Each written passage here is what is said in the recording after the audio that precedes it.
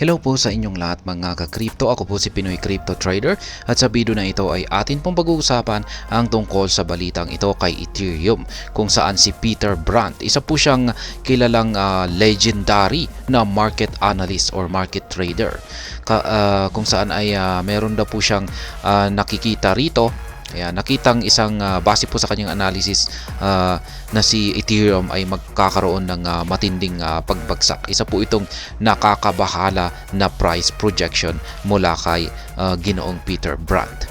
Ayan, sapagkat posible daw pong bumagsak hanggang sa napakababang presyo na $650 itong si Ethereum. Kaya yan, ang tindi po ng pagbagsak na yan. Grabe kung ganyan po ang ibabagsak ni Ethereum. At ayan po, aalaman po natin ang dahilan kung bakit po niya nasabi ito. At ayan, bago po tayo magpatuloy ay nais ko lamang po munang bigyang linaw ang aking disclaimer kung saan ang nilalaman po ng video na ito ay hindi po ito isang financial advice. For education and information purposes lamang po ang layunin nito. Maliban po dito ay nais ko na rin pong magbigay babala na wala pong kahit anumang group chat ang Pinoy Crypto Trader. Ayan. Sabi po dito ay legendary market Peter Brandt. Ayan, legendary.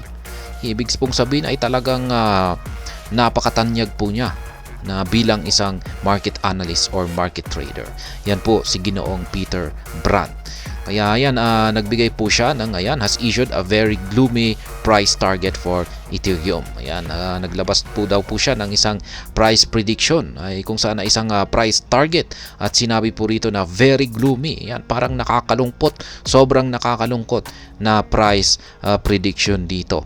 Sapagkat yan, as he sees the coin dropping to a low of $650. Yan po ang dahilan. Sapagkat posible daw pong bumagsak or nakikita raw po niya na may posibilidad na babagsak ng napakatinding or napakababang presyo atong si Ethereum hanggang dito sa presyong ito, $650.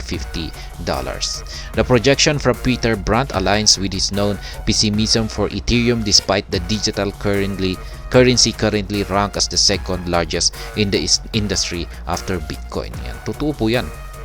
Laging si Ethereum ay siya po yung pumapangalawa dito kay Bitcoin. Si Bitcoin ang syempre alam natin na si Bitcoin ang mother of all cryptocurrencies, kaya siya po talaga yung laging nangunguna. At ito po ay laging sinusundan ng Ethereum. Kaya siya po ang tinaguriang laging second largest in the industry. Ayan, at the time of writing, Ethereum was trading at $2,236.02, up by 4.37% in the past 24 hours with a market capitalization of $268.6 billion. Kaya yan, ito po yung kanyang kasulukuyan na presyo ngayon. Yan, sa katunayan ay umangat pa ito ng 4.37% nitong nakalipas lamang na 24 oras. Kaya ayan, biruin mo naman, $2,236.02 ay babagsak yan sa presyong $650. Ayan, maraming magkakaroon dito ng loss. Ayan, malaki yung kanilang magsasuffer po sila ng malalaking loss. With Peter Brandt's projection that Ethereum could fall to $1,000 and in the worst case scenario to $650, the coin will have to deploy 244% from its current price. Kaya yan, dalawa po yung nakikita na ni Ginoong Peter Brandt dito na kung saan posibleng babagsak ang Ethereum. Babagsak po siya sa presyong $1,000 or yan, ang worst case scenario, yung pinakamasama na sitwasyon ay posible po siyang bumagsak hanggang dito sa $650. The legendary trader justified his assertion for this bearish call. Peter Brandt shorted Ethereum. Yan, naka-short si Peter Brandt. Ito po ito po ay term mula sa derivatives or future tradings. Kung pag naka-short po tayo, pag sinabi po nating short, nagbukas po tayo ng short position at bumabagsak yung market price, ay kumikita po tayo. Pero kung pag umaakyat naman po ang market price, ay talo tayo dyan. Kung pag sa tingin naman po natin ay aakyat talaga yung market price, ay ang bubuksan po natin ay syempre long position, yung kabaliktaran naman po nito.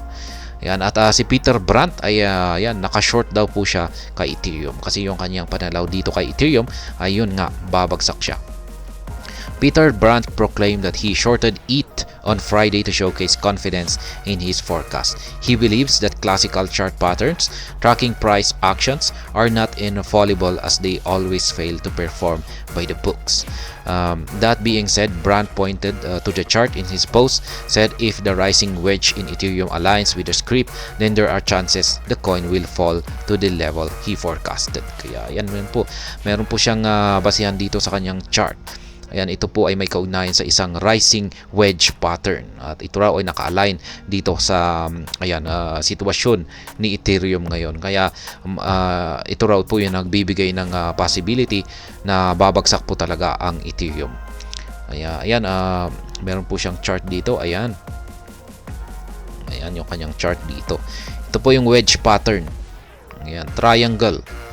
Yan, wedge pattern at kung babagsak nga siya rito ay ayan, posible daw po siyang bumagsak hanggang dito sa 650, 1,000 or ayan dito sa 1,000 or 650. Yan po ang magiging impact kung nabasag yung wedge pattern niya dito sa ilalim. The presented chart shows a triangle with a wedge, a hypotenuse, formed from around May 2022 to date.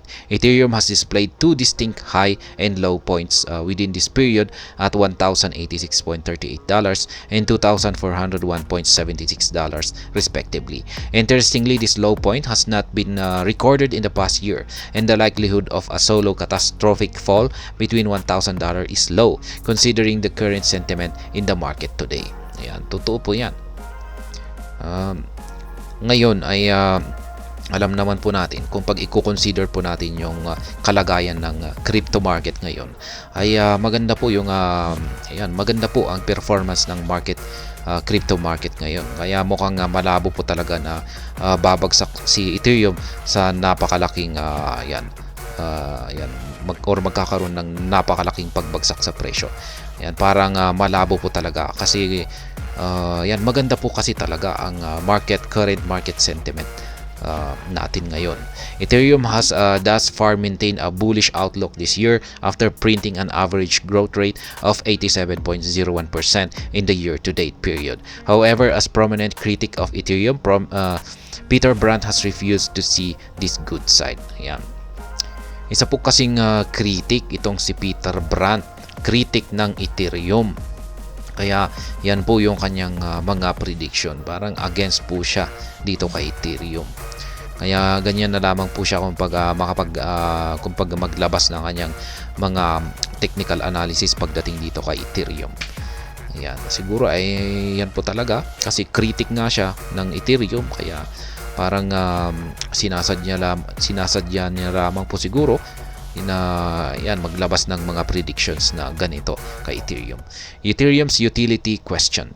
As a part of his recent comment about Ethereum, Peter Brandt once questioned the protocol's utility and its longer-term prospect. As reported earlier by the Crypto Basic, the legendary trader believes Ethereum may not be listed asset in 10 years because it is not a comparable store of value like Bitcoin. Additionally, he noted that the high gas fee on Ethereum is a further significant drawback in its bid to maintain its attractiveness. Ayan, totoo po yan.